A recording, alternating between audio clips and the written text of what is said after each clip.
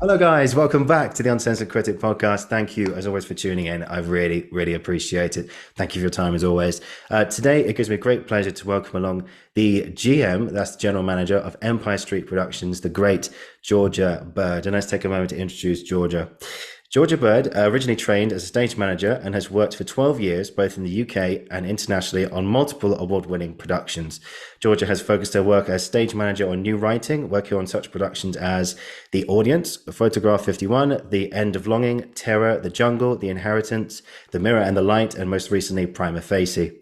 Georgia's work on these projects in the UK have led her to transfer shows to the US, in New York, San Francisco, and Washington, D.C. In 2015, Georgia attended the Stage 1 New Producers Workshop, which engaged her to starting her own venture into theatre production. Working alongside stage management, Georgia has engaged in multiple workshops, general management, and producing roles. And Georgia's personal focus on supporting and volunteering with her charities has led her to expand her skills around mental health and is working to integrate this more into the arts. So, without further ado, hello, Georgia. Hi. Come on, Hi, introduction. how are you? All right? Yeah, very good, thank you. Good, Nice to be good. here on a Saturday. Exactly. Yes. Sun's out, spring's on the way. Happy days. Exactly. That makes things better. Cool. How are you? You okay? Yeah, really well, thank you. Yeah, good. And we're working on anything recently or anything in the pipeline? Yeah, actually, we've just been announced Slave Play last week, which is coming into the West End at the Noel Coward Theatre. So we are just working on bringing that sh amazing show from Broadway over to the West End at the moment. Amazing. I read Kit Harington's in it, isn't he? He is indeed. Yeah, we've got an amazing cast. Some of the original Broadway cast are coming over, which is really exciting, and then recasting some of the new team and cast over here in the UK. So it's going to be a really interesting show. Fantastic. There's more to follow, more to follow. Brilliant. So we start with the starting question for every guest. So for you, Georgia, where did the love of acting, or in fact, the love of the art, sorry, where did it all come from? Well, it did come from a love of acting, to be honest with you. So Okay. I think most people in the arts can probably say that that's where they started off. Especially, at schools and stuff, you're not really taught anything else other than acting when it comes to drama. And so I did a lot of performing until I was around about 18. I grew up in Portsmouth and there was a very limited sort of uh department in drama where I went to school. And so acting kind of became what I wanted to do. And then as you get older, things start to drift away from the wayside. And I've actually got family friends who are in the film industry and told me that stage management would probably be more me. And so decided to take that route. I actually ended up at Rose Bruford College after going through clearance one year. From the moment I had my meeting was I think like on a Friday to one of the course leaders, and then the following Friday I was in university Wow. doing stage management, and I'd never done it before. I had no idea what I was doing, and it just it just fit really. Mm. Yeah. Tell me about Rose Buford. How were those 3 years? Yeah, amazing. I mean, I've always wanted to move to London. It was kind of, something that I dreamed about when I was younger. And obviously Rose Bruford being a little bit further out, but it was it was a really amazing collaborative drama school. So you kind of in the first year I did all different types of courses. So like you study everything from lighting to scenic arts to acting to stage management, and then from second year and third year you go into more detailed stage management roles. And what was great is they had a lot of connections in outside theatres, and so I kind of made it my goal to work in as many theatres outside of Rose Bruford as I could to Mm. network. I realized that that was obviously the most important part of the kind of industry, is to get out there and know people and get to know venues and people in the industry. And so I was really lucky, but I think I also had a like a difficult first year in my first year of drama school, Mm. where I kind of realized that if I wanted to succeed, I had to take this seriously, and spent years two and three really planning out my years. And I think what I did in my third year that was kind of got me to where I am today is that I went, I'm going to do my professional work experience at the end of my degree. Yeah. And that's the last thing. So if somebody says to me, oh, do you know what? We've actually got a job for you. I could leave and go. And that happened. And I got a phone call one day and said, do you want to come and do work experience on Much Ado About Nothing in the West End? We need you to start tomorrow. And I was like, yeah. Ended up there, and a week and a half later I got offered my first job, and I left uni 3 months early to go and start work in the West End. And so it was very strategic of me, I guess, in terms of what I wanted to compose those sorts of 3 years, but also the people that were at Rose Bruford really encouraged that. And so it was really great for me to do that and to get out into the industry as quickly as possible. Absolutely. Yeah. How was that experience? Much Ado About Nothing, West End, first gig, bang. I mean, it was amazing. I remember turning up on the first day, and we were moving from the rehearsal room to the theatre. And I was just like totally kind of like out of my depth. I was like, I don't really know what is going on, because obviously they'd been in rehearsals for 5 weeks and I'd been there a day. But I was working with one of the most incredible stage management teams, and actually met Howard Jepson, who is now retired, but is a very well-known company manager in the West End, and met him and then worked with him for 8 years. Wow. And we kind of realized how well we worked together. Yeah. And so therefore, why would you want to work with anyone else when you've got that shorthand? And so for me, that experience was kind of the start of my career, and I never really looked back. I was very lucky to be in the right place at the right time, Yeah, yeah. It's almost like right place, right time, and just these opportunities just happen. Yeah. Yeah. Just out of curiosity, who was in the cast of that Much Ado?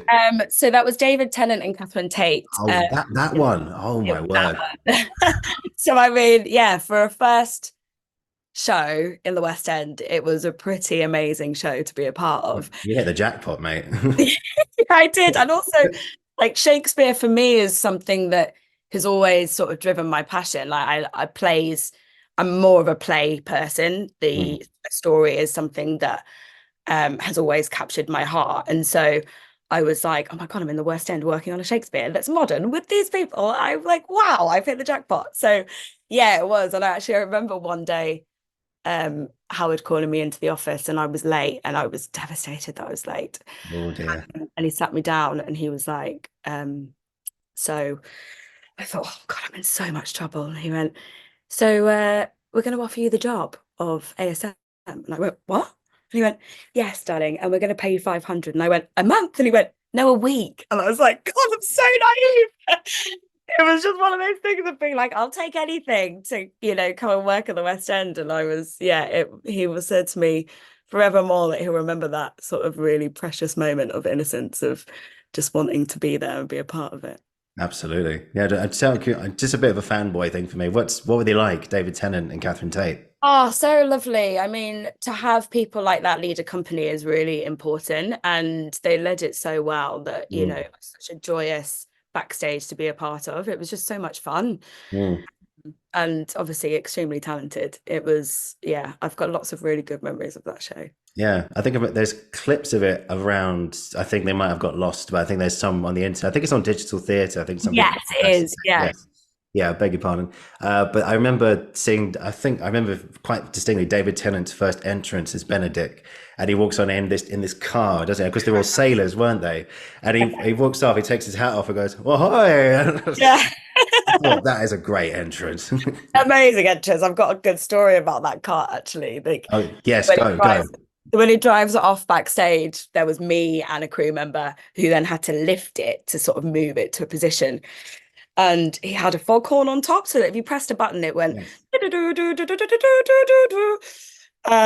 And I moved the cart and fell onto the button. So in this middle of this quiet scene between and another actor, in the middle of it, it just did that horn sound. And I went, and overcomes. Obviously, it was my first job, and I was like, oh no. And everyone went, it was really nice working with you, mate. And I was like, no shit. Just totally, put me under the bus. But actually, David Tennant, I think, turned around and went, "Oh, pardon me." So it just ended up being great. But yeah, Yeah, that was memorable. Yeah, I suppose that's a good lead on actually, because I was going to talk to you about when things, because sometimes things go wrong because it's live theatre, like you just Yeah. said. I've been in a couple of shows where this stage manager's actually come out and said, "I'm sorry, ladies and gentlemen, we have to stop." Has that ever been you? Yes, quite a few times actually. Yeah, because I can't imagine because I one of my previous guests was Rowan Carr, who was like the first, I think it was first ACM, sorry mate, on A Little Life that was on last year at the Pinter. And he talked about how you basically, because you're basically got communication all the time, you've got headphones on the whole time, and you're Yeah. getting a message that, all right, guys, we're going to have to stop now. Something's happened in the audience or something's gone wrong backstage. I can't imagine that feeling, walking out on a West End stage and going, "I'm sorry, we have to stop." And it's like, yeah. So, what's your experience of that? I mean, I think so many of us have a different experience or different feeling about that. Mm. I'm one of the stage managers that loves going out on stage and addressing the audience. I mean, it's my 5 minutes, isn't it? I suppose. But I think it's what stage managers sort of live for, to be honest. We are problem solvers and sort of, if something goes wrong, we're in our element to put that right. But it is nerve-wracking, and obviously, I think the most difficult part is knowing when to stop it and how to restart it in the right place to make it feel like it's a smooth running operation, and that comes with practice and experience. I remember it happening on Prima Facie when it was a couple of shows in actually, and we had a glass and a jug on stage. Yes. And as Jodie moved down on the top of the tables, the suitcase hit the glass and it smashed all over the floor. And 80% of the show is done in bare feet. So obviously, for me, health and safety, that's dangerous. I had to stop the show and walk on stage and clean it up, all in front of the audience. And when I brought on a new glass with the water in, I got a round of applause. So yeah, give a little bow and walk off and start the show again. So I think always in those moments, though, the audience are with you. It's always a special thing to kind of go, oh, I was there when the glass broke on stage, or I was there when this happened. And so um, I think it can be tricky sometimes, but I think the majority of the time they're on your side. So you just kind of got to roll with it. Oh yeah, of course. And just even when things go pear-shaped, there's a joy in that, and just like, hey, it's cool. Don't worry, we can work this out. We got this out. Don't worry, we'll We can figure work it this out. out. Just out of curiosity, and I don't mean to bring up bad memories for you or anything, but Hmm. if there was one moment in your 12 years of stage management that was particularly bad, or your worst experience of like a showstopper or anything that kind of went wrong during a show, I mean, could you tell me about that? Yeah, I mean, the first one that I think springs to mind is probably when I was company manager for a short time on Get Up Stand Up. Okay. And this was kind of just after the pandemic. So audiences were, when they were going out, were drinking a lot. And there was a lot of news articles, which you probably saw, of like fights happening in auditoriums between punters. And Yeah. one night where I was there where, there was a group of audience members who had far too much to drink, and disrupted the show. And when they were asked to leave, started a fight, and the fight broke out, and it was awful because the company, Mm. obviously, I have to protect them and we had to bring in the curtain, and then we have to deal with everybody front of house, and it's about being able to protect the cast and the audience at the same time, and sometimes that is totally out of your control. And I think it's really upsetting to see that happen because theatres, as we know, a majority of the time very calm and safe places for people to be able to come and watch art together. Yeah. And so that for me was a new thing. And it was quite disturbing to know that there was, people trying to start fights with security front of house on a show. Weirdos. It's about peace and love. So yeah. Yeah, yeah. Guys. Yeah, I mean, obviously have a drink before before the theater, but yeah, don't get polaxed, Yeah. guys. Come on. No. Yeah, Exactly. walking in, like I could say I have this image now of people just like, go on, have another one, have another shot. Ooh, what are we doing now? Oh, we're going to the theater. Shit. Yeah, You know. exactly. And then go and buy a bottle of wine to take in with you. Yeah, exactly. No, I had some people I knew went to see the Seagull at the Mm, Pinter with Amelia Clark. yeah. I think it was a couple of years ago now. And I think I think one guy, like you said, had a bit too much and fell asleep. I think about two or three rows back, but he had to be removed because his snoring was so bad. And I just think, I mean, that's so disrespectful, isn't it? Yeah, Yeah, it is. yeah. It is. I think that's, especially if you're that close to the front of the stage, it's Mm. the actors are going to be able to see you, and that's kind of, it's not really fair to be honest, but No, no. Just be careful with the alcohol, guys. That's all we're saying. Yeah, just limit those drinks. Yeah, get smashed afterwards. That's fine. But cool. So I think this is a very typical kind of question for these sort of things. But what is a stage manager and what do you do?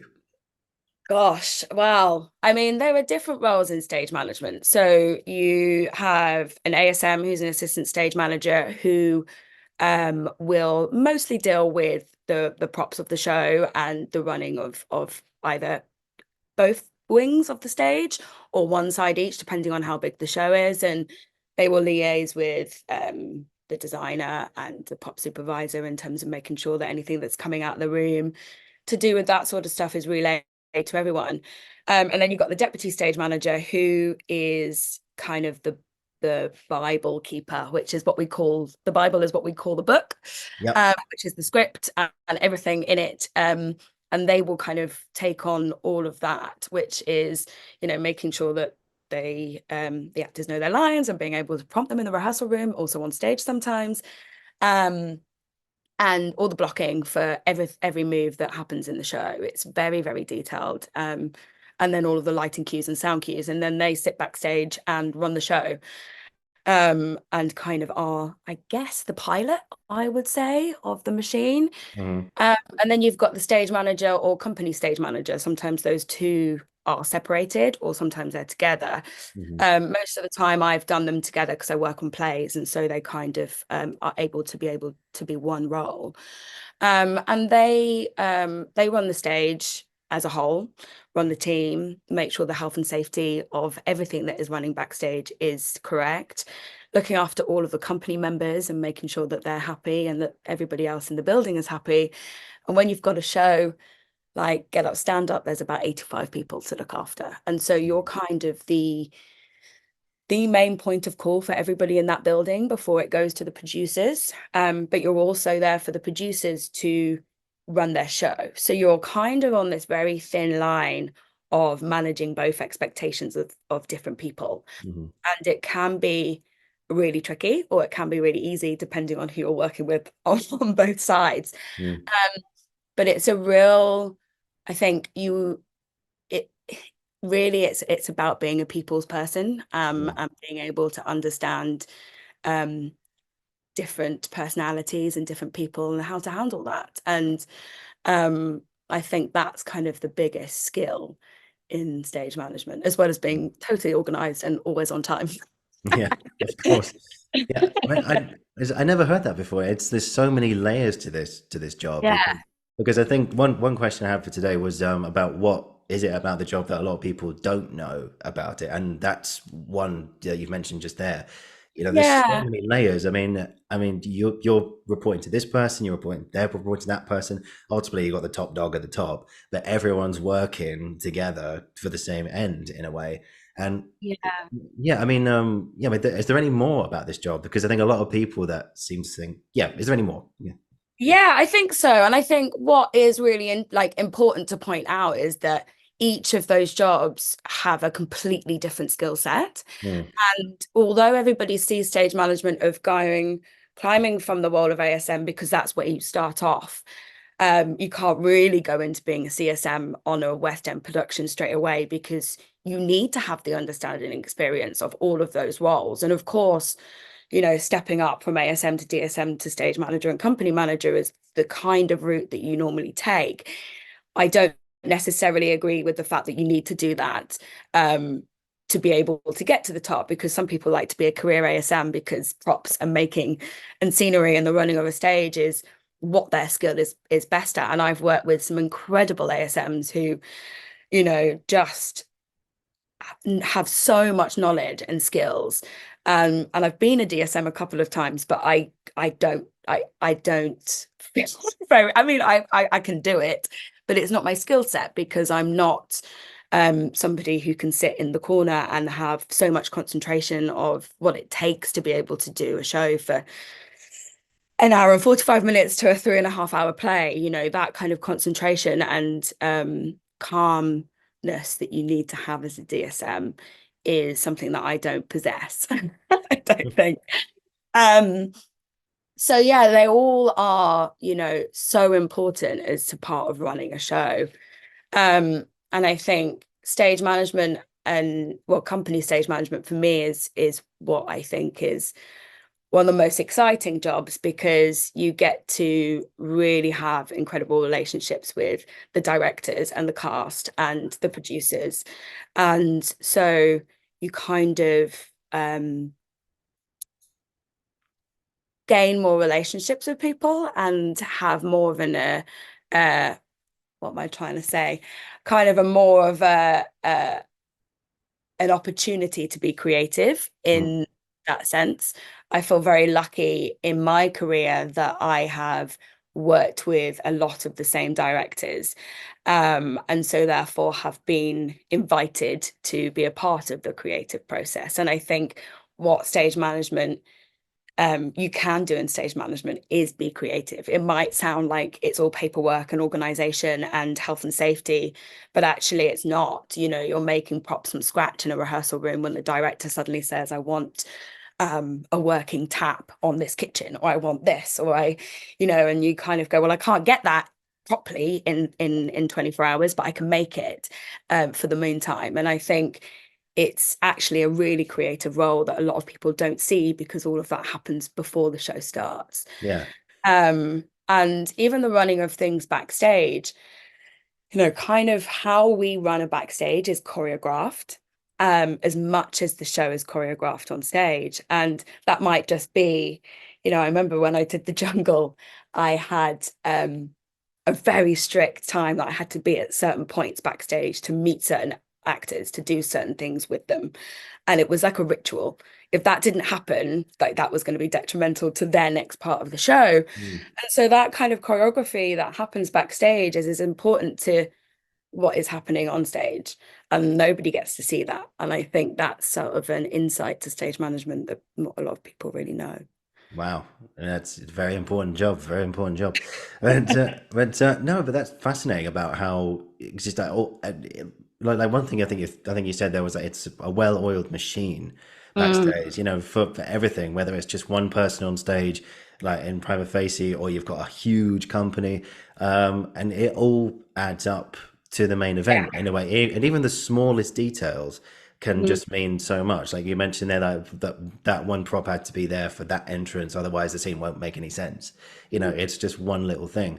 And you mentioned that one thing I mentioned in the intro is about your work on The Inheritance as well, which was this. Sadly, I missed it in town, unfortunately, but yeah. it was this. From what I read, it's epic. It was this 8 hour long show in two parts. Yeah. Am I right? I think it was sometimes part one day, part two another day, and then some days you do both of them back to back.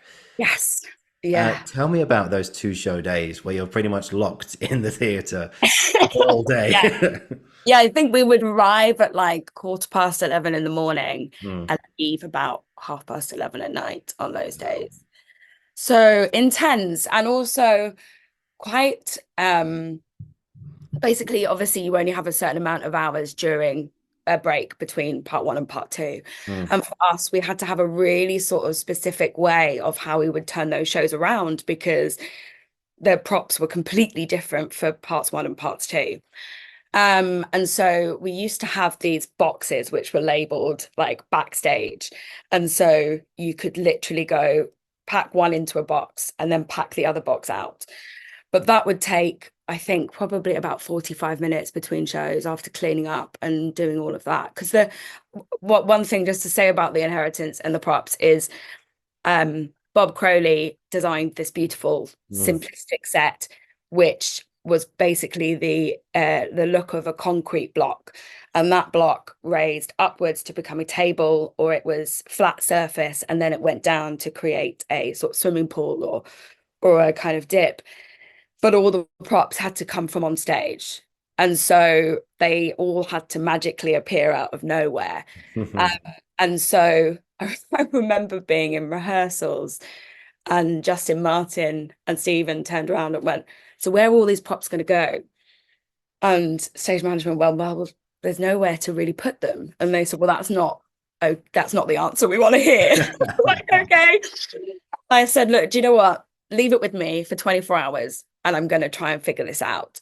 Right. And what I did is I went home that weekend with my props list and I looked at where that initial prop started off, or who it started off with, where it went to, and where it ended up. Mm-hmm. And what I did is I then designed underneath this set all of these invisible pockets, or like we had 6 wine glasses that had to come out and then end up somewhere else, but they had to go somewhere where the set wasn't going to squish them when they went down. Yeah. And so I created this whole sort of journey and mechanism for everything. So we had drops that props could be put into. We had pockets underneath that things could slide out of. And every single actor, as well as learning their lines, had to learn where to put their props. Wow. And it was very specific, because if something went wrong, we would have a show stop, because it would stop the automation. And so resetting the show between the shows took that long, because everything had to be in an exact place for the exact moment of the set moving. And so something like that is what I'm saying in terms of stage management. That's where you can become really creative. And before the set was even built, I was drawing stuff with Bob Crowley's team, going, no, we can't have that bit there because we need those props there and we need this. And so it was very intricate for stage management running that show. Very intricate by the sound of things. It was. Yeah, a question that came into my head then was, you've got this huge plan of where everything needs to be, particularly on a long day as well. This is going to sound really silly, but how do you stay sane on those days? How do you not lose your shit? I think we went into hysteria quite a lot of the time on that show. Oh, fair enough. So you kind of just have to go with it. I mean, we're very meticulous, and we have a shout check, which, if people don't know what a shout check is, it's something that stage management have, which is a list of everything. And we will set the props, and then we will come back after we've taken a break with a fresh brain and a fresh list, and we check everything again. And you just got to make sure that you don't miss anything. And if you do, hold your hands up and go, yeah, that was me. I was wrong. I messed that up today. Yeah. I mean, and it's interesting because, when I was at drama school, it's my first kind of introduction to the whole thing, the backstage crew and everything. Like, we're going to help you do this, we're going to help you do that. And I tell you what, one thing I really like is that, on like the first day, the designer or yourself brings in the little box of this little miniature sketch of what it's all about.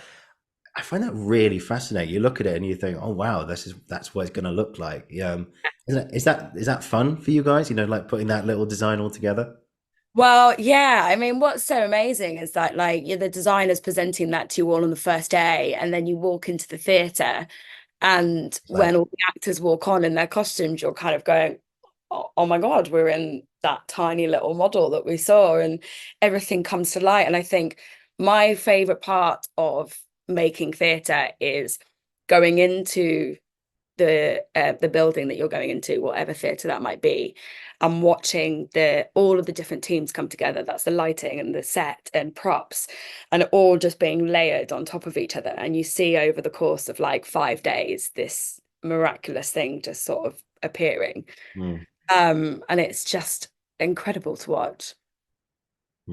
It sounds just that vision of that tiny little box, and it goes just to suddenly like expand. Yeah, it's amazing. And it's funny because I remember in those rehearsals when I was drama school, it always felt like the stage manager was like, the director would be like, okay, cool, can we have this? And they'd be like, yeah, can we have this? Can we, like, yeah, can we have this? Can we, like, yeah?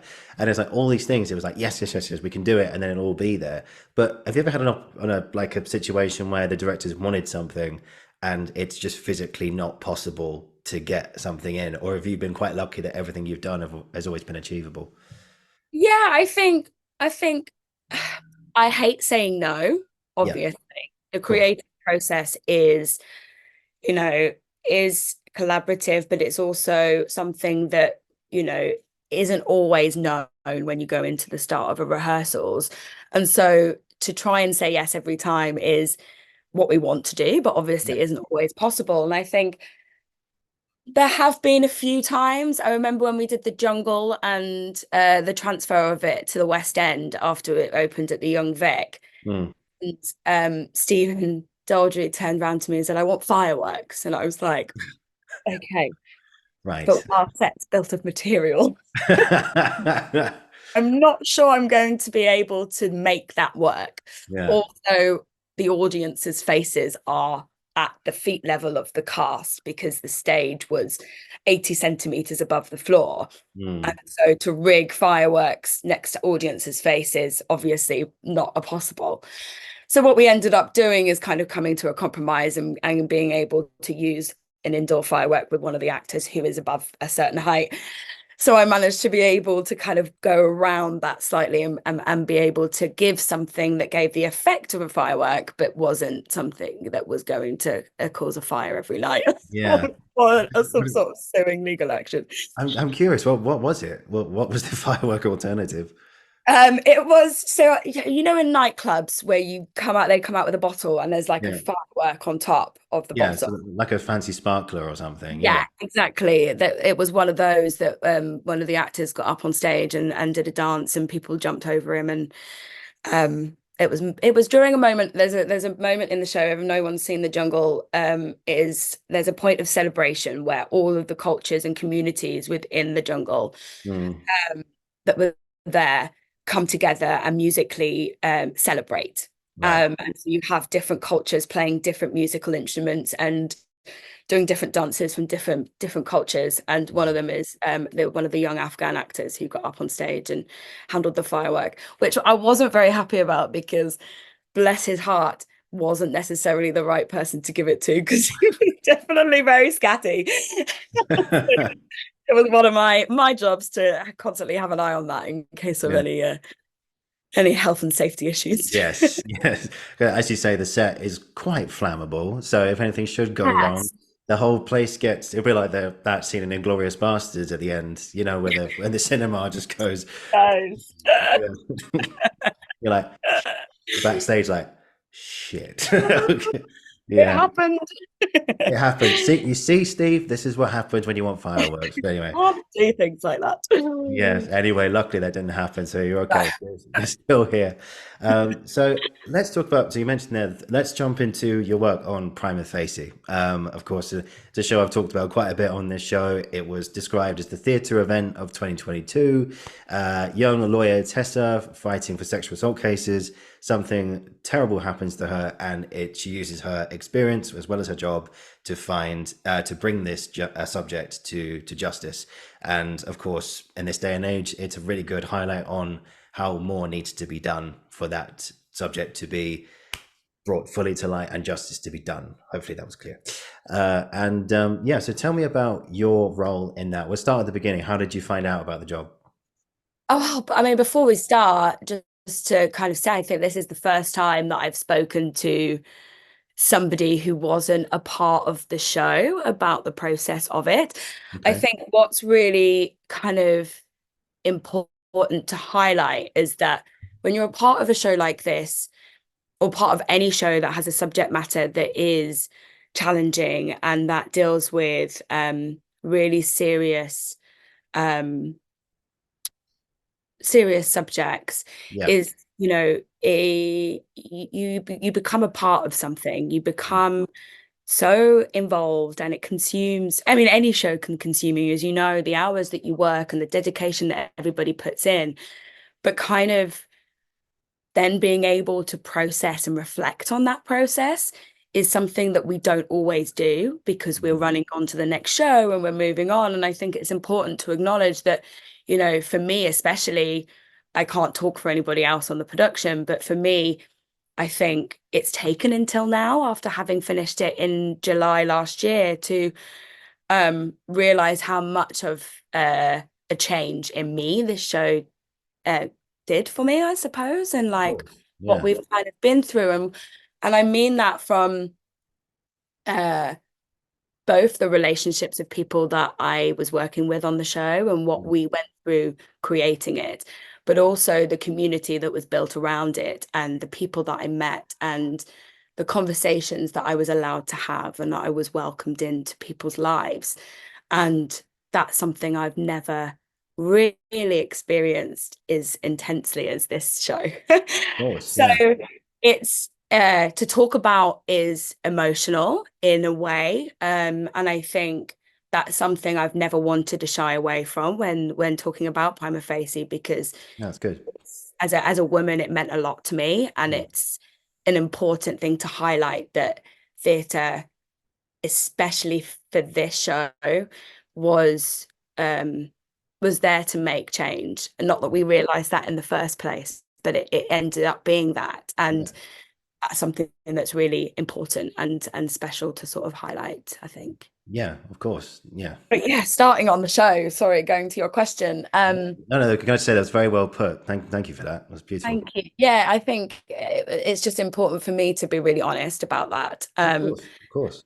Meeting, so I've known Justin for a really long time. Justin and I met on the audience in 2013, and James Bierman and I have known each other as I worked on Photograph 51, which he was one of the producers for. And so both of them knew me and my work. And when Prima Facie kind of came into their lives, both of them said, you know, we think Georgie should come and be a part of this. And James and Justin brought me on quite early in the process, which is quite unusual for stage management to be brought on before kind of the production goes into rehearsals.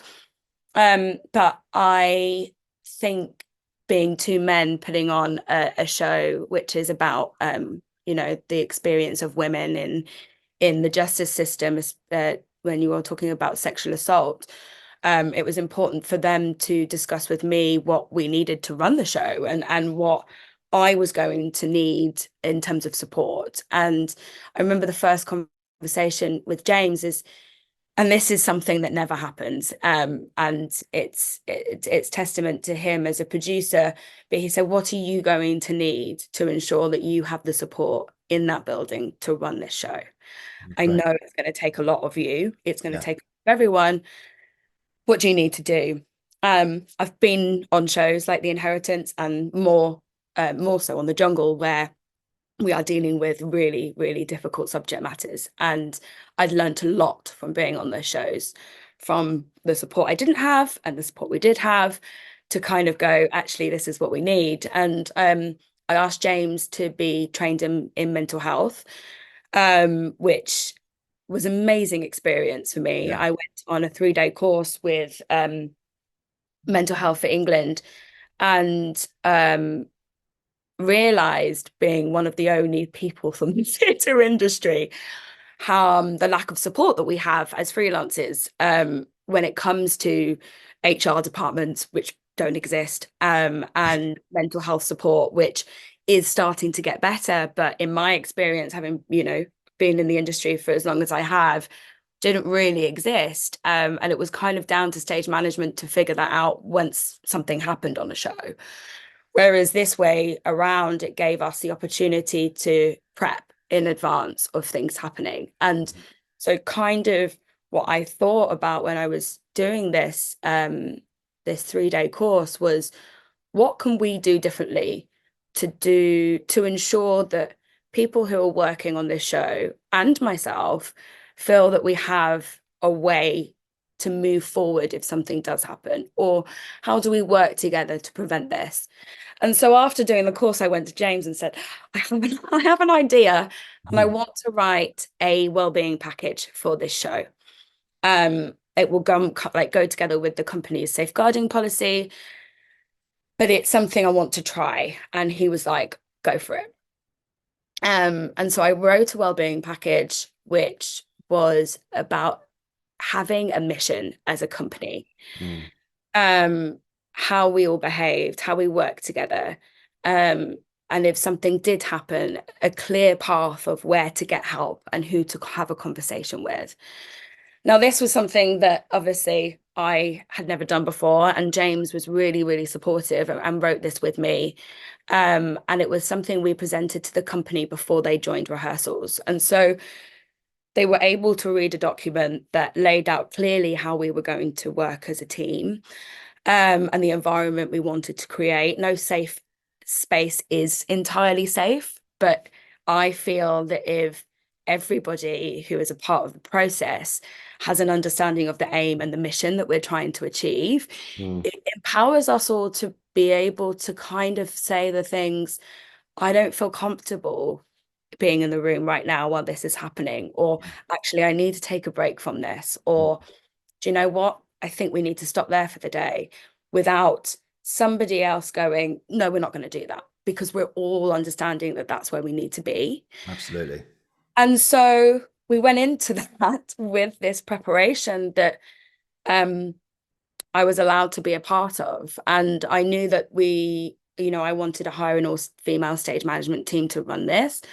I felt that that was a really important thing, knowing that, backstage was going to be a very sacred place for all of us being a part of this. So I knew, given the statistics of 1 in 3, that many people backstage will be one of those people.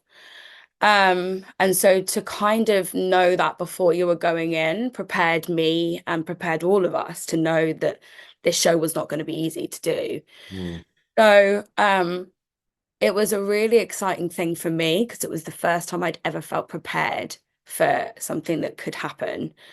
But it also was really amazing because it created a room where we were all equal. We were all there to be a part of the creative process. We could all be honest with our own experiences without feeling um, scared to sort of say how we felt. But also, everybody had the opportunity to walk out of the room if they didn't feel comfortable, and yeah. there wouldn't be any questions asked, but the support would be there. And it was, yeah, it was something I've never experienced in a room before. But it was exactly what we needed, and I think we got it very right on that particular show. Of course you did. Of course you did. Yeah, Yeah. you could really tell from. So I mean, sadly, I wasn't able to get a ticket to see it in the theater because it sold out like in seconds.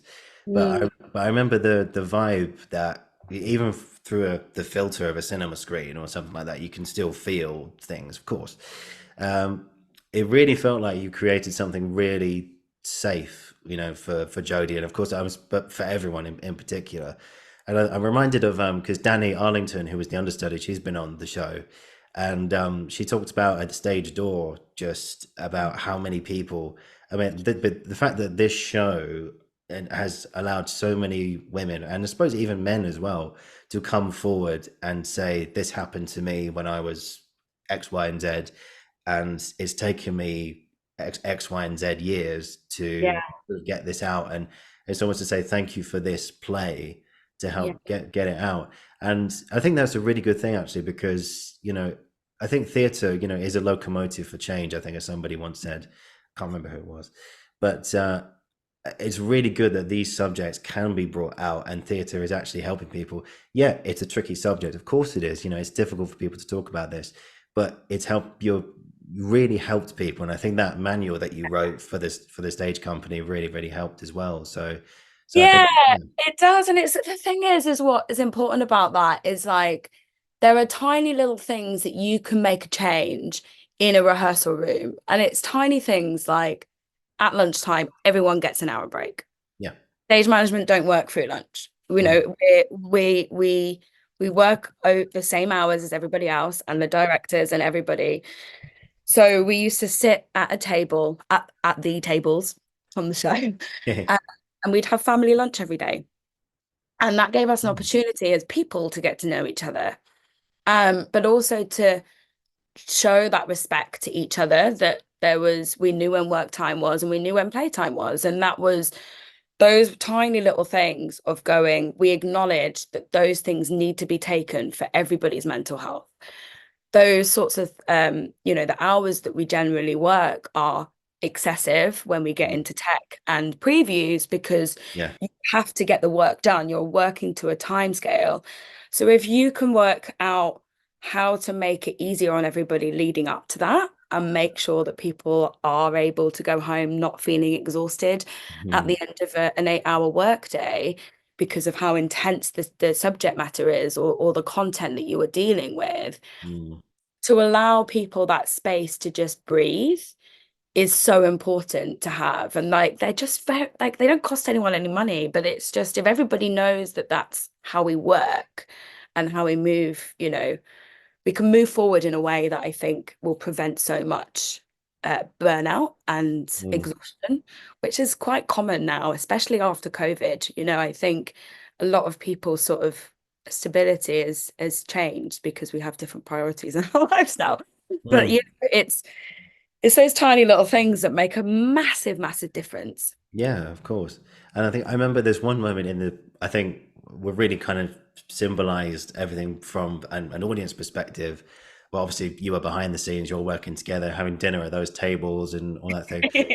Actually, just very quickly, I remember seeing, if anyone who hasn't seen the show, on these tables are little microphones which Jodie or Tessa spoke into, sort of being Yeah. like, all rise and all that kind of thing.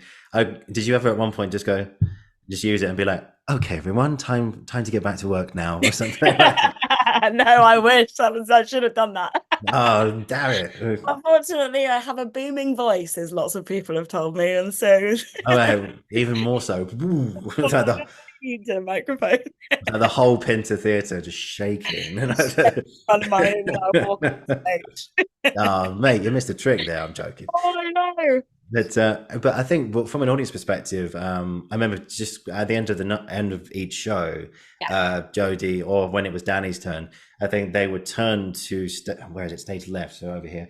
They would yeah, turn to stage left and just usher, and I just thank you guys for what you did for Jodie and for Danny. And I think one thing that really sort of encapsulated was that. So, slight spoiler, guys. If anyone wants to listen, just mute now and come back later. At the end of Act One, mm, there's a moment where Jodie is just completely drenched in water, and when Tess is in the cab, and then there's like it's like an interval, but not quite an interval, where it shows the amount of days that pass from the incident to when she finally gets recognition. But Jodie is soaking wet, and she runs off stage, and I can just imagine you guys going, okay, hair dryer, blow dry, okay, back around stage, bang, and so yeah. what was that experience like every night? Well, I mean, so I mean, I remember Justin Martin calling me up and being like, "So I need you to get Tessa dry in 30 seconds." And I was like, Yeah. "That is not achievable. Let's see what we can do." And so the kind of the growth of that was we created like a heat pod backstage, with Mm, lots of heaters in to create a sort of a dry environment to be able to try and get dry as quick as possible. But those moments actually, I kind of went at it a very different way. I mean, we had wardrobe and wigs there at those moments to be able to do the quick change, as it were. But my role in that moment was to be there as an emotional support. The mm, moment before going off of that point for that character and for Jodie and Danny being and playing that role is one of the most intense moments of the show. yeah. And to understand that I had to be there to inevitably support that. But also it as the time went on, it was also the moment for Jodie or Danny to go, there's somebody with their phone on in the third row. Really distracting. And then I'm on the phone to front of house going, Yeah. those Rose moments. C, get The him. the problem Yeah. with that show is the stillness of it, as well as Yeah. I mean, it punches through, but what being the only person on stage, any sort of distraction is a distraction. And so that was kind of the moment for me to be able to check in and go, are you okay? You're okay. Is Mm, everything out there okay? Great, we're okay. So it's a moment that needs to be that needed to be tackled with a delicate touch, if mm. that makes sense. Yeah, of course. But also a moment that you could be silly. Silliness backstage has to be a part of the process, Absolutely. especially on a play like this. Laughter is something that was around on a daily basis. I don't think Yeah. I've laughed so much in my life. And I know that sounds awful, but it's something that, you know, after we'd cried together, we laughed together. And Yeah, that of course. balance is really necessary to be able to keep going. So Mm. sometimes there would be a little bit of silliness involved, but that kind of Explain. that Explain. grew when we got to New York, I suppose, more so having been more comfortable with the show and having done it so many times. Yeah. I can't possibly tell you because it would look like a very unprofessional stage manager. Oh, don't be silly. Come on. Let's just say I did some And sing up. you're messing up. No, okay, no, no. I don't mean to ask when you messed up. It's like any stories like Jodie Yeah, got. no, I mean I dressed up in something silly to make her laugh. That's But good. we'll leave it there. Okay, cool. Right. I won't push you. It's all good. But I think that's great. Like, you just come off Jodie or Danny comes off and really intense moment just beforehand. They sit in that chair and go, "Oh God, I'm really hungry. What do I want for dinner tonight?" I mean, I wish there was time to do that. It was, even though it felt like quite a bit of time, I think it was 1 minute 40 seconds Yeah, all. The time went so quickly. I I mean, bet and I it could did. hear in the music being like, oh my God, it's ready to go back on again. And it Yeah, is so quick, that sort of, I mean, it feels like a pause, but it was fast. Yeah. yeah, amazing. I'm just curious to know, like when I suppose like when a play like that comes along, you get a pick of the houses and everything in the West End. For anyone who houses means like theaters in town. So was there a conversation? Was the Pinter chosen specifically, or were there a few other options? Because the Pinter's a beautiful theatre, and it seems Yeah. to have a lovely intimacy to it as well. So the audience are right in the action. It's not as big as like the Prince Edward or the Savoy, which is like grand. Yeah. Was there a conversation about what particular theatre? I mean, don't quote me on this, but I think I'm right in thinking that, there was obviously a big discussion with Justin and James, and that this show needed to be in a small playhouse. It needed to have that intimacy. Hmm. Um, and I believe they all visited the Harold Pinter as a place to put it. But I think if it was in any of those bigger theatres, I'm not sure it would have had the same impact in the sense of, when you are in that audience. And I got to see it once at the Golden, which wasn't much bigger than the Pinter Hmm. in terms of audience number. Um, you feel like you're on that stage with her. And I think, Yeah. the Pinter was the right venue for that experience. Mm. It really was. It's got a lovely, like I say, intimacy to it as well because you are there with Tessa. You are there in the courtroom. You are at her home in, I think, well, Jodie's from Liverpool, so it's felt like Yeah. Liverpool. And you were there, in that bedroom where, unfortunately, some bad things do happen. And then you're in the courtroom at the end as well. So you come full Yeah, circle being in a a way. part of the jury, and you feel really, especially at that moment at the end with the connection, having the house lights up, you are part of that process Mm. as it kind of goes through. Yeah, and you mentioned there obviously the journal that you wrote about basically mental health and people sort of taking care of themselves throughout this process. I remember speaking to a few people who were in A Little Life, so Elliot Cohen and Emilio, who were there shortly. There's been a lot of great things at the Pinto last few years. It's a great place. It's a really, really good place. And they spoke about how, because their show, A Little Life, obviously is very, very similar. It's a very, very hard topic to talk about. Mm. And they were given, it turns out they were given therapy, or they were offered therapy, or someone to talk to about how they're feeling and making sure that everything was okay. Was that sort of a similar thing with Prima Facie? Were you offered, obviously you had your journal, of course, but was there offers of just like people coming in and just sitting down with you, all of you, and just going, "Is everything okay?" Yeah, I mean, I think initially that was something that obviously was accessible to everybody outside of the building. Hmm. Um, we didn't have a specific drama therapist, which a lot of shows can have on a production. Okay. But what we did have is a clear outline of how we would get that help.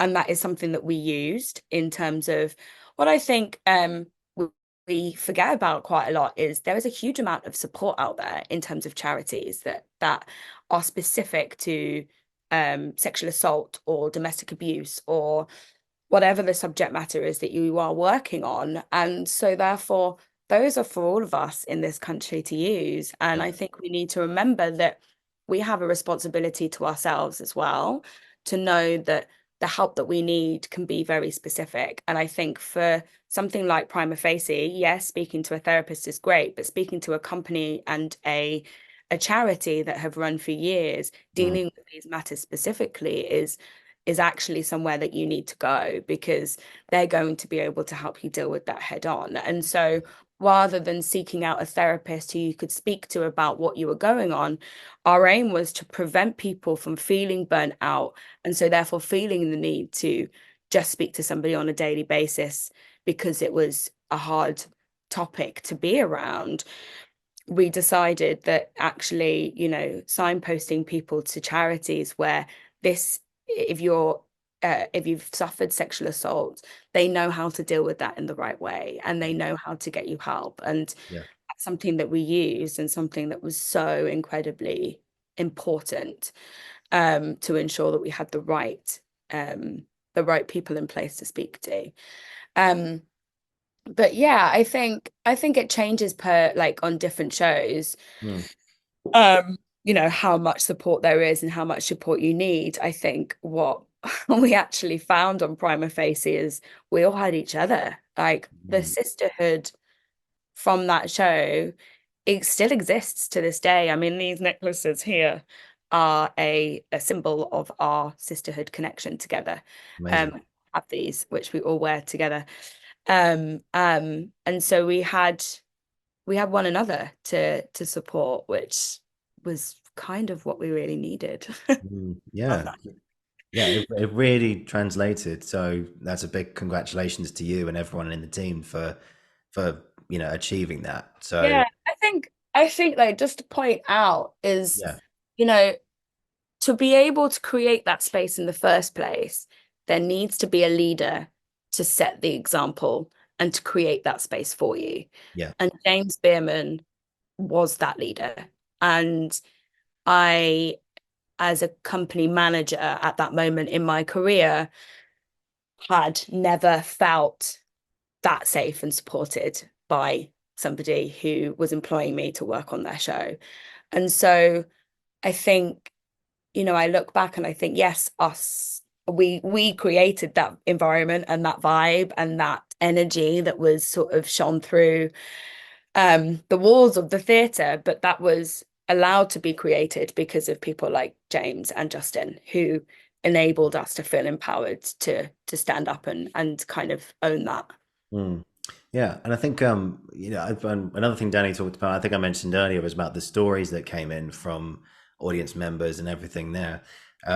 Obviously, I won't ask for names or anything. I want to protect those people's stories. It's not my path to tread on, or whatever you want to call it. But I suppose the amount of stories that you got from people was just, well, obviously very, I suppose on one hand quite flattering because you're doing a great job with this play, Yeah. but on the other hand, it's like, wow, we've so many people have been hiding in the shadows, and finally they're able to come out and say, like I said earlier, this happened to me, and finally I want to talk about it now. I mean that must have been quite special. It was amazing. And actually saying that, I bought a little quote that No, came to me in a letter from one of the women, which I'll read in a minute. But yeah, um, it depending on the day, obviously, because obviously each day that you feel different, it affected you in a different way. mm, And I think the further the process went along, the more and more letters that we got. And just to sort of paraphrase, some of these letters had phrases of, this is life-changing for me. It's healed me. I feel part of a family. Seeing women supporting women and a shared sisterhood is something that I never thought was achievable, just coming to sit in a theatre, but it is something that is being achieved. mm, And, it was a way for people to connect. And honestly, there are people who met at Stage Door at Prima Facie who are now lifelong friends. Wow. Uh, and that, like, knowing that that space created those friendships, for people who probably never felt like that was possible, especially connecting with something that caused so much pain and hurt for people, Yeah. is probably as eye-opening for us as it is for them. Mm. Um, I I think when I said at the beginning, when we were talking about Prima Facie, about the reflection and the processing time, is these conversations that I had with women and men at Stage Door, and the letters that I received have been a massive part of that reflection. And, I think how lucky I am to have been brought into people's worlds, and to be allowed to share some of the most scariest moments of people's lives with them. Yeah. And I'm a very emotional person, and I wear my heart on my sleeve, and You and me I both. You and me both. and so, some days that hit really hard. Mm. Other days it made me so incredibly proud to have known that I'm a part of this show. And so, looking back on that now, and I've still got all the letters, and actually knowing that we were doing this, I sat and put on self-esteem soundtrack and Yeah. read those letters Yeah. last weekend to just kind of take myself back, because I had to sort of distance myself from it a little bit to be Yeah. able to process my emotions of it. Yeah. But I think what everybody who either came to see that, and spoke to us at Stage Door or shared their story will say that they became a part of a collective. And that collective was made up of all of these different people, men and women, who identified as a one in three. And we shared a moment in time that won't ever be replicated. And I think that was so special. Yeah. And I think we'll all try and replicate that, or try and keep replicating that. But I think what we've got to understand is to feel comfortable that that might not happen again, but how amazing that it happened. It happened. Yeah. And it meant so much to so many. And I think I always do a show and I go, oh, that was amazing, and I want to top that. I don't think I'll ever top that. And I think that that experience will be the highlight of my career forevermore. And I think, gosh, how lucky that I am to be a part of that. And, Mm. you know, reading this quote, this was sent in by a woman who wrote me a letter, and it just says, there are those whose lives affect all others around them, quietly touching one heart, who in turn touches another, reaching out to end further than they would ever know. And I think that's what we did. Yeah. Um, Not just me, not just the people on the show, but the people who came to see it. They touched one another's hearts, and it just spread. And it was beautiful to watch and to be a part of. And people were very generous and very kind, and we needed that. And so I think it kind of went both ways. We gave out and we got back. And what a beautiful thing to see, because I don't think audiences necessarily have that extended relationship with the show. Mm. Um, but to know that even now, Prima Facie is still a massive part of people's lives because they've made new mates, or made new connections, or really good friends, and travel the world with each other. Or, even me, I still keep in contact with quite a few people that I met on that show who Mm. were audience members. And, that's incredibly rare. Yeah. Bravo. Bravo. It's yeah, like you said there, it still sticks with many, many people, and like even myself, we're here having this conversation about it. Mm. 2.5, well, 2 years after it was shown, yeah, and Yeah. it still sticks to me. And yeah, like you said there are some plays, or shows you walk out of and you go, well, how was that? Yeah, it was nice. Well, it was interesting. Yeah, okay, cool. Right, should we go for a beer? It's like, yeah. Yeah, on to the next thing. But you guys created something. It's evident of it, of just us talking about it right now. This will continue. This will continue, I'm sure. Yeah. It's one of those very few plays that a lot of people will go, I still get flashbacks from that show. What was it called? It was Prima Facie. Though I still get flashbacks of, and not just because it's Jodie Comer, and she's achieved so much and all that, and who's an exceptional actress, by the way. Hi, Jodie. But it's that subject and everything is just, something that needed to be brought to light. We need to Yeah. have more of these conversations. And I think, one thing that I think, a lot of people think, oh, these, this new generation, millennials, Generation X, and all this kind of thing, however you want to call them, us or whatever, is, they don't, they're all egotistical, stuff like that. Yeah, well, however you want to look at it. To be honest, I don't really know the ins and outs of it really. But I think now with this new generation of theatre makers and writers and actors and everything, we are encouraged to have these talks. And like the previous generation would be like, "Oh, just snap out of it. Just look on the bright side. Just forget about it. Just stop thinking about it." It's like, no, it's a lot more complicated than that. Yeah, absolutely. And I think bringing it to the stage allows people to have those conversations in an open space. Yeah, And so therefore it becomes a collective conversation rather than just certain people's opinions. And like you say, that's really exciting because yeah, surely theatre in the first place was made for social change, and it was a place for people to be able to go and understand what was going on socially in their environments.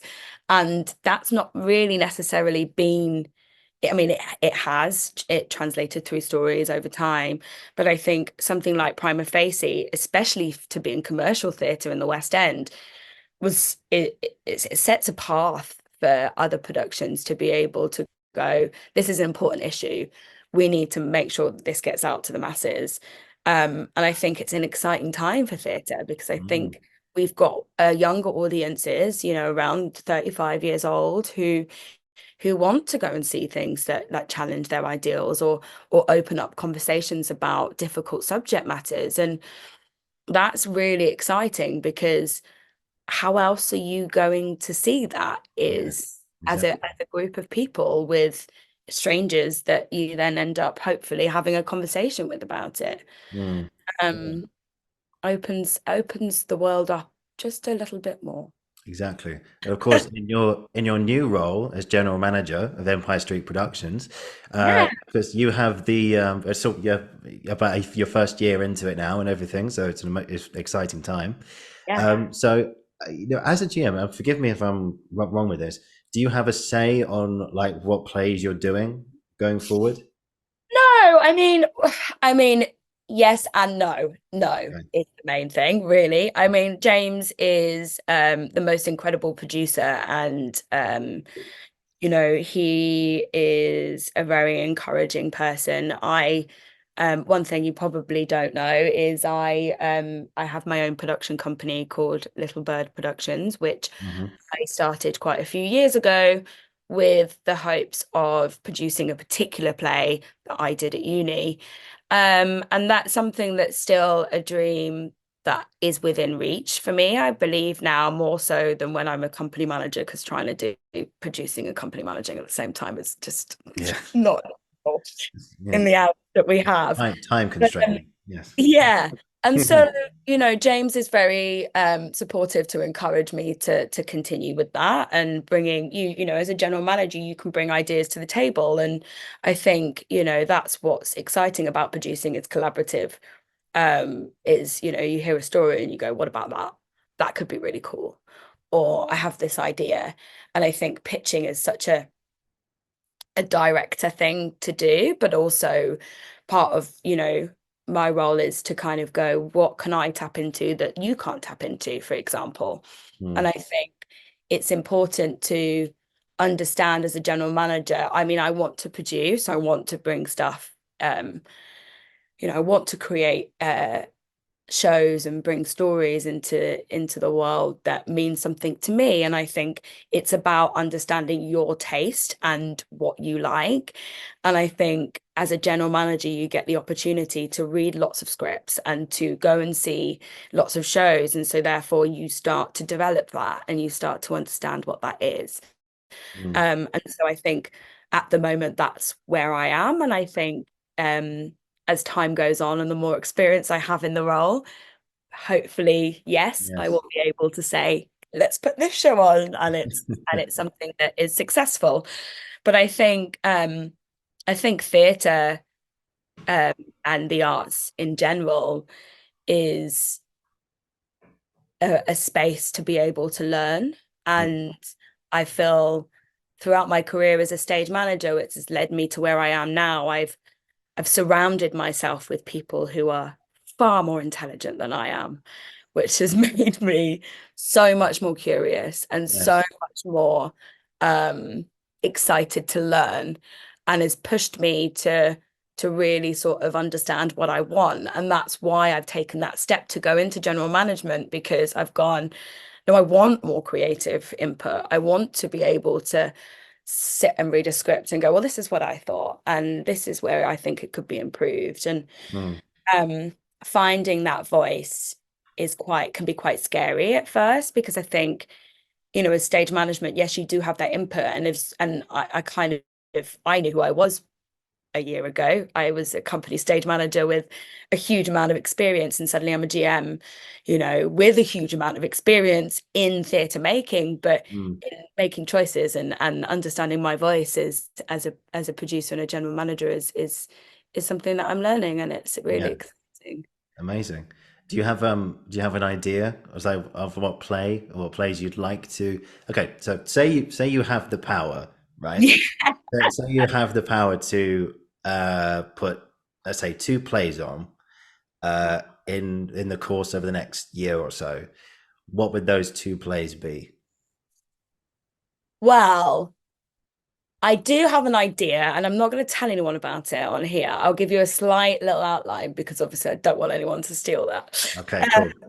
But I do a little bit of writing myself, and I am, as you mentioned at the beginning, very passionate about mental health, and the understanding of mental health between generations. And I think to have a play that could explore that and discover what that is and Hmm. where we are now, and how we need to understand each other a bit more, is something that would be really exciting for me to do. Um, and then I have a play that I've wanted to put on for maybe 13 years. I first heard it at Rose Bruford, and it's a story about death, which sounds very morbid, but it's a comedy, I promise. It's a comedy. Um, and it's about children dying. So it sounds really awful. It's not. It's about who we leave behind and how we prepare ourselves for that inevitable point in our lives, Hmm. whether you're a child, whether you're an old woman or an old man, what that journey is, and how you sort of prepare other people and yourself, but all from a child's perspective. Wow. So yeah, Very interesting. Yeah. quite serious issues, but always with a touch of comedy. Yeah. What's the name of that play? I'm joking. Now, spoiler alert, but hey. Yes. So I think for me, I mean, new writing has always been my path, and it's always been stuff that has interested me, because it's an opportunity to bring stories that are current, or that do base themselves around what's going on in the world at the moment. And that is exciting. And so I think moving forward, that's what I would like to encourage, or to do, and hopefully, find some people to commission to do work like that, because Amazing. really exciting. Yeah. If you need actors, you know where to find me. Each other. Thank you. You heard it here first, guys. Okay. Great stuff. It's cool. So just got a few more things left for you, Georgia. Then we can sort of wrap up. So you mentioned there, also mentioned the intro that you're passionate about working with mental health and stuff, and Mm. particularly with with Prima Facie, of course. But one thing that Empire is actively involved in is a lot of charity work, Yeah. and I've got a few of them here, which is the Schools Consent Project, Prima Faces, Everyone's Invited. Penn International and the Liverpool Everyman Cinema. So it feels like a good.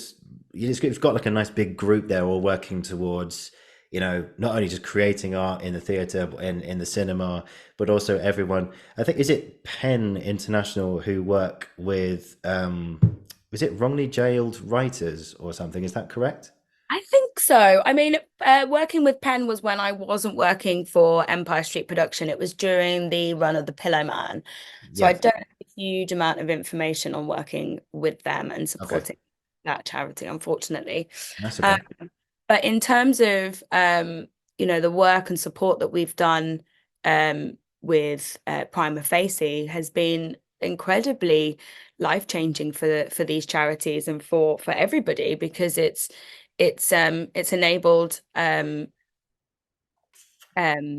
these charities to go into schools and to talk about consent and to actually, not go from just being in the UK, but now also being in New York, and being able to continue their work over there, which is something that, happened when we moved over Prima Facie to Broadway. And so, having a show that supports something or a cause is a great way to highlight, what a show can do for a specific charity. And I've done that on a lot of shows, not just with Empire, but with The Jungle, actually, I think was the first time that I knew what we were doing every day was also making a huge impact for other people. And Of course. we helped what is now called Choose Love and Help Refugees. And actually, they could only keep going in Calais because we were funding them from the show and the money that we raised from that. And I remember for me, that show was so incredibly important. I went and volunteered over in Calais, at the dome that was built there by the Joes and Joes and Stephen and Sonia Friedman. And um, it was a life-changing experience for me, not only just in understanding what was going on in the world, but I actually changed a huge amount of how I behaved back here. I started volunteering a lot. I did a huge amount of fundraising for charities abroad and for home. And that's kind of where, talking about mental health and support, that's where my path sort of led me, is throughout the years we have done a huge amount of external support to help causes, which I think is really important to me. Hmm. Definitely. Yeah, and there's a great story behind Prima Faces, which I know because when he went to New York, I think it was Doug Kerr, who's the graphic designer of that, who's also Yeah. been on. Yeah, it's a great guy. He talked about how there was basically a public call out to anyone who was affected by the show or loved the show. I mean affected in a good way, by the way, and in just a fan of the show. If you want your picture to appear as like an amalgamation of Jodie's face on the poster, then with your consent, please send it in. I think I was one of them actually. Hopefully, my face you can just see somewhere if it made the final cut, obviously. But so I remember talking to Doug, and he goes, "Do you know what? You look strangely familiar. Have I met you before?" I said, yeah. I said, "Yeah, I sent you my headshot, mate." Amazing. But yeah, that was a really Prima Facie is also to talk about that charity a bit more as well because you've done the poster outside the Golden Theatre in New York, which I thought was a really good thing. Everyone contributing their story and their image and everything. Yeah, tell me a bit more about that. Yeah, so I mean, what was so exciting about that, also harrowing at the same time, that there were so many people that have been affected, who Yeah. are free, who wanted to share their stories. But that kind of combines with Everyone's Invited, which is what we set up and was set up for a safe space online to be able to share your testimonies.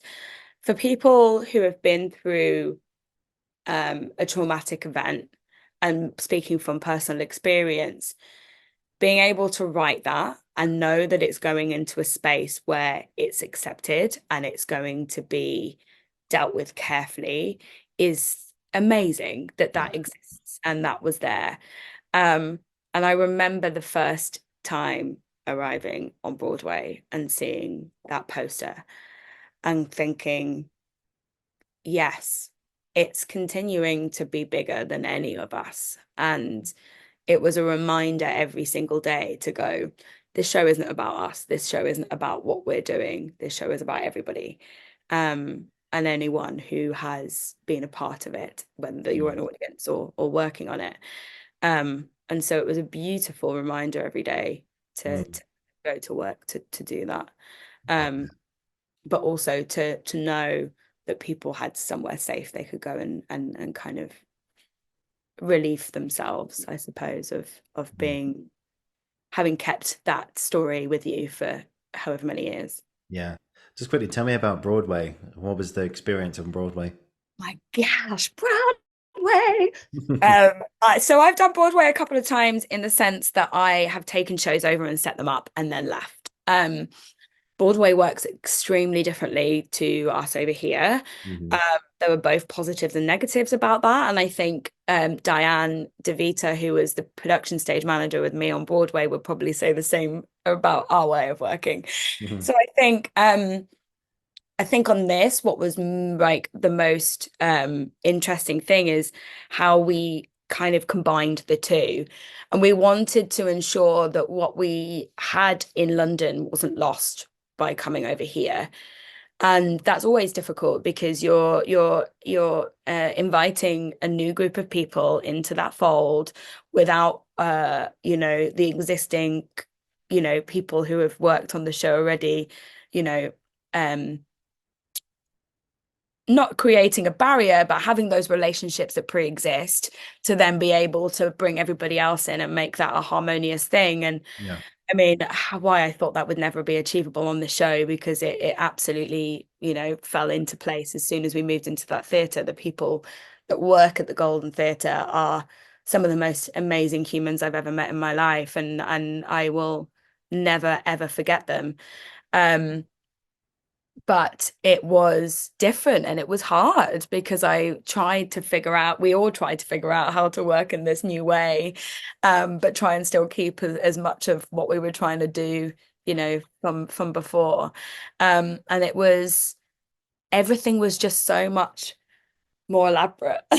Like, I mean that in terms of, that's what New York is. America is vast and huge. And it was such a pleasure to be there with best friends, Yeah. and to do a show that meant so much and had so much sort of buzz around it. But yeah, Broadway is interesting. Um it's very different. I think we're very much more like, oh yeah, we're just a group of people just putting on a show and we're going to put it here. Whereas on Broadway, it's like, we are on Broadway. And you're like, yes, I know. Yes, I can see we're here. Thanks for the reminder. So yeah, it's just different. But I absolutely had the best time of my life. Mm, Absolutely. It was incredible. amazing. It looked incredible as well, that whole, Yeah. yeah.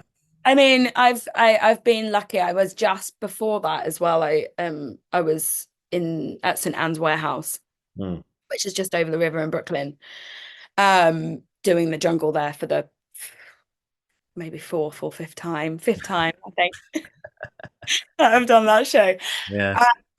And so I've experienced, off Broadway, and that is very much more sort of similar to how we work over here in terms of what we're allowed to do. But Broadway is just different because the unions are strong, and rightly so, people have a job to do, and that job is very, very, niche, and therefore you can't sort of flow into other people's workspace. Mhm. Not like in London where, you go, oh, our head wiggy has got COVID. Don't worry, I'll put a wig on. Yeah, don't worry, You I'll know, wear it. It's all good. or somebody's going to be there to put a pin in, or whatever that might be. That's not part of that department. That's something that can't happen. And so that's just a different way that we work. And that was probably the toughest thing for me to like sit on my hands and not be able to do stuff. Yeah, but it looked. Yeah, I think it's a different animal, isn't it? The Broadway and Hmm. everything, but it's similar, but it's very different from what I hear. Yeah. Yeah, and I think the audiences were very similar. I mean, I I didn't feel there to be particularly, any massive difference in terms of how the show was received. Um, Apart from people in America, I think have much more balls just to come and have a conversation with you. Yeah, Hey, yeah. we're too polite. We're like, sorry, excuse me, and like, Yeah. Oh, no, okay, don't worry. okay, no, no, no, don't. Oh, did you have a question? Oh, no, no, no, no, no, it's okay, it's okay. Americans like, yes, I have a Me. question. I just think it just meant for a more open stage door, like as Danny was saying, it made for people to just want to have chats, and that was really cool. Yeah. Oh, hugely, hugely. Yeah. But again, it all goes back to just the amazing work that happens, not only just on stage, but behind the scenes as well. And I think when, having talked to people behind the scenes now, I think it's important to recognize that, you're all a team in this Yeah. thing. You're not, it wasn't just Jodie on stage every night or Danny whenever she went on, or it's a group effort every single night. And ultimately, Jodie may look like she's on her own, but she's not. She's supported by everyone. And to bring the work of behind the scenes out is something I really, really would like to sort of do. So inviting great people like yourself on the show to talk about the experiences that you have and how there's more to just the person in the wings with a script with a little torch just going, the next line is this, lighting change here, sound cue there, Yeah. there's a lot more to it than that. And particularly on a show like that, it's enormous what you're doing. So Yeah. I think congratulations. thank you. Yeah, we're an army of people that, all have a job to do, but also all want ultimately the same goal to create something special and important. And when you've got a group of people that all have the same mission and goal, it can be a beautiful achievement. Absolutely. Yeah. Fantastic stuff. Just got final two questions for you, Georgia. Okay. Cool. Just before that, thank you so much. This has been an amazing chat, and I've really loved talking to you. And I still have more to talk about, but let's do this again. I still have more Yeah, questions. So, absolutely. yeah, Absolutely. great stuff. So the first and the last two is, what would you say was a piece of advice that you wish you heard when you were starting out? Oh, have more belief in yourself. Mm. I think although over the years, have second guessed the way that I work and how I am as a stage manager. And I think if somebody had just said to me, never question that, follow your heart, be open, Mm. and know that you've got it right for you, that would have made my journey a lot easier. Um, I think I am now older and wiser and know that that is something that I possess now, but I wish I'd known that earlier on in my career. Yeah, no, I'm sure that it's the case for a lot of people. A lot of people, a lot of people just believe in yourself. I know it's easier said than done, but it's a Yeah, and lifelong I think process. yeah, and I think just coming from the role of stage manager or stage management, sometimes you don't feel that you have the voice or the right to kind of speak up and say something, but we're as much as the process as anybody else. And I think, to acknowledge that and to know that that's something that you can do and you've got a voice that you can use is important to Mm, anyone out there who is a stage manager. yeah. Oh, actually, no. Actually, I do have one more question for you. Actually, Yeah. just before the last one, it's a really quick Okay. one. What advice would you give to aspiring stage managers out there? I would say to them, um, go for coffee with as many people as you can. Mm, And I mean other company managers. I mean, if you're an ASM, go and meet other company managers, go and knock on people's doors to have a conversation because the problem is I mean, I was very lucky, as I say. I met Howard Jepson and I stayed with him, and so therefore I got drugged. Not, I don't say drugged because I wanted to go. Um, I got taken on this amazing journey of doing these incredible shows. If you don't have those connections and you don't have those people that you've connected with, you won't be taken along for the ride. And I think do doesn't matter if you don't know them, you'll get to know them, and um that's something that is invaluable. Mm. Connections are key. Yeah, connections are key. Exactly. And finally, today, last question for every guest is what's been an experience or experiences you've had in your career up to this point that you're never, ever going to forget? Well, obviously, I've said about Prima Facie being one of them. Um, Gosh, there were so many. I think The Jungle is a show that for me was incredibly important to be a part of. It was also the show where I learned the most about myself. And on a personal level as well as a professional level, we were in a group of people from, gosh, multiple different cultural backgrounds. Some people who had never been in theatre, some people who've been in theatre forever. And to be a part of a group like that, you are forever learning. Mhm. And I will never, ever forget those people that I shared that with and that experience because it it was it was different to anything that had ever been done. And I, I know now I've got people in my life that I probably would never have met on any other job. And that for me is incredibly important. I Mm. have a group of friends who actually really are more my family, um, given what we went through together. Um, that will never ever not be a part of my life. And that I think those are the things like, when you're in a career where you build relationships that are so strong and Mm. you're friends with people that you would never normally meet in your walk of life is so exciting Mm. because I know that I've got that more than most people. And Yeah, I think that's something that's very special that I'll always carry with me. fantastic. Georgia, this has been amazing. Thank you. Thank you Thank so very much. you. Yeah, it's been amazing. And I think just before we finish, just as a little soundbite, could you just read out that quote again? I'd love to hear it again. It'd be a nice way to sort of finish. So Yeah. this is an audience response to Prima Facie. There are those whose lives affect all others around them, quietly touching one heart, who in turn touches another, reaching out to ends further than they would ever know. Brilliant. Thank you to whoever that was.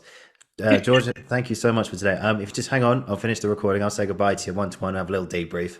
Uh, Amazing. wow. Wow. Thank Thank you you. so much. It's been amazing. Thanks for Guys, having me. no, thank you for your time. I really, really appreciate it. Let's do this again. I look Yes. forward to it. Guys, thank you for watching. Thank you for listening. This has been the Uncensored Critic podcast, and I will be back very, very, very soon. Until next time. And Georgia, thank you very much. Bye.